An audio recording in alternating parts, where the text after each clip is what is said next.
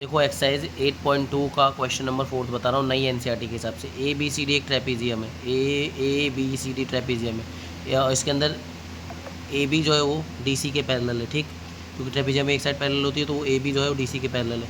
और B D एक diagonal है। और इसके अंदर ई जो है वो ए डी का मिड पॉइंट है। इसका मतलब डी जो है वो ए ई के बराबर है, ठीक है। और इसके साथ क्या दिया हुआ है, एक लाइन ई एफ को पैरेलल ड्रॉ करा गया है ए बी के साथ। तो ई एफ पैरेलल है ए बी के, ये हमको दिया हुआ है, ठीक है। अब हमें प्रूफ क्या करना है कि एफ जो है वो सी बी का मिड पॉइंट है, यानी कि B F equal to C F में प्रूफ करना है। तो ये बातें मैंने देखो आपके सामने यहाँ पर लिख दी है, ठीक है। अब यहाँ पर लिख दिया मैंने ए बी सी डी एक ट्रेपीजियम है, ए बी जो है वो डी सी के पैरेलल है, ई जो है वो मिड पॉइंट है, मतलब डी जो है ए ई के बराबर। आपको प्रूफ क्या करना है कि बी एफ जो है वो सी एफ के बराबर है, यानी कि एफ बी सी का मिड पॉइंट है, ठीक है।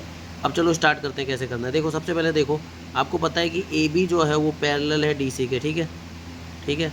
ये आपको गिवन है बात, है ना।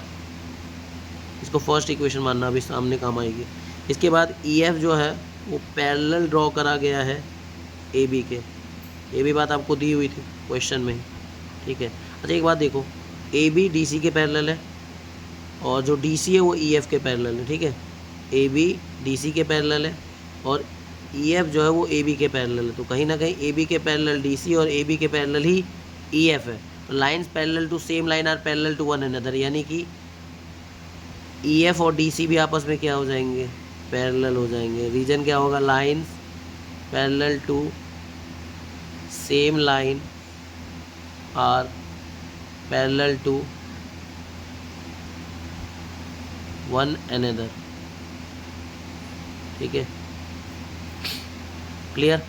इसको थर्ड मान लेना कहीं पे अगर यूज़ करने का काम है तो। अब देखो अब आप लो एक triangle, in triangle D A B triangle दिख रहा है आपको, डी ए बी ले लिया। इस डी ए बी में देखो ई जो है वो मिड पॉइंट है, ई इज मिड पॉइंट किसका,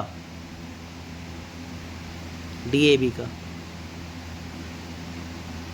सॉरी डी ए का, डी ए बी कह रहा हूँ, डी ए का मिड पॉइंट है ई, ठीक है। और साथ में ई एफ जो है वो पैरेलल है ए बी के। इसका मतलब ये वाला पॉइंट, इसको नाम दे देते हैं ओ। तो ई ओ जो है, ई एफ पैरेलल है ए बी के, डेट इज़, तो यानी कि ई ओ जो है वो भी पैरेलल हो जाएगा ए बी के, ठीक है। अब ध्यान से देखो, ये मिड पॉइंट है, ये इसके पैरेलल है, तो इसका मतलब ये ई वाली साइड को ओ जो होगा क्या होगा, मिड पॉइंट होगा, यानी कि ओ।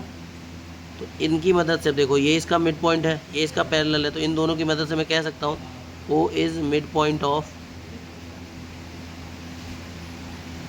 D B. किसकी मदद से कह सकता हूँ, by mid point theorem, mid converse of mid point theorem. Converse of mid point theorem यही कहती है कि एक ट्राइंगल में एक साइड का कोई मिड पॉइंट है दूसरे के पैरेलल है तो तीसरे को क्या कर सकती है, बाइसेक्ट करती है, ठीक है। तो converse of mid point theorem की मदद से ये बात कही जा सकती है कि ये इसको बाइसेक्ट करता है, यानी ये इसका मिड पॉइंट है। O bisects D B, that is D O equal to B O, ठीक है। इतनी बात क्लियर है। अगर इतनी बात क्लियर तो अब हम देखो क्या करने वाले हैं अगले में। ये इसका मिड पॉइंट हो गया, ये पैरेलल, ये वाली लाइन लेंगे ओ एफ जो कि ई एफ है, वो पैरेलल है डी सी के, अभी हमने साबित किया था, ठीक है। आई बात समझ। तो अब लेंगे हम लोग triangle, in triangle B D C triangle ले लिया, ठीक है, बी डी सी ट्राइंगल। अब ये जो बी डी सी ट्राइंगल हमने लिया है, इसके अंदर देखो ध्यान से, ओ मिड पॉइंट है, ओ इज़ मिड पॉइंट, अभी हमने प्रूव किया है, ठीक है। ऑफ किसका मिड पॉइंट है, डी बी का, ठीक। तो डी बी का मिड पॉइंट है ओ, और ई एफ जो है वो डी सी के पैरेलल है, ये भी हमने प्रूव किया था, ई एफ जो है वो पैरेलल है डी सी के। तो हम ये भी लिख सकते हैं, ई एफ का ही हिस्सा है ओ एफ पैरेलल हो जाएगा किसके, डी सी के, ठीक है। तो ये मिड पॉइंट है, ये पैरेलल है, तो इसका मतलब ये जो लाइन है इसको बाइसेक्ट करेगी, इसका मतलब सी बी का एफ जो होगा क्या हो जाएगा, मिड पॉइंट होगा। तो एफ बाइसेक्स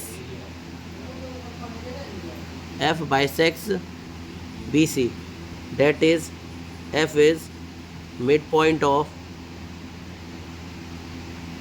बी सी, ये भी बाय कन्वर्स ऑफ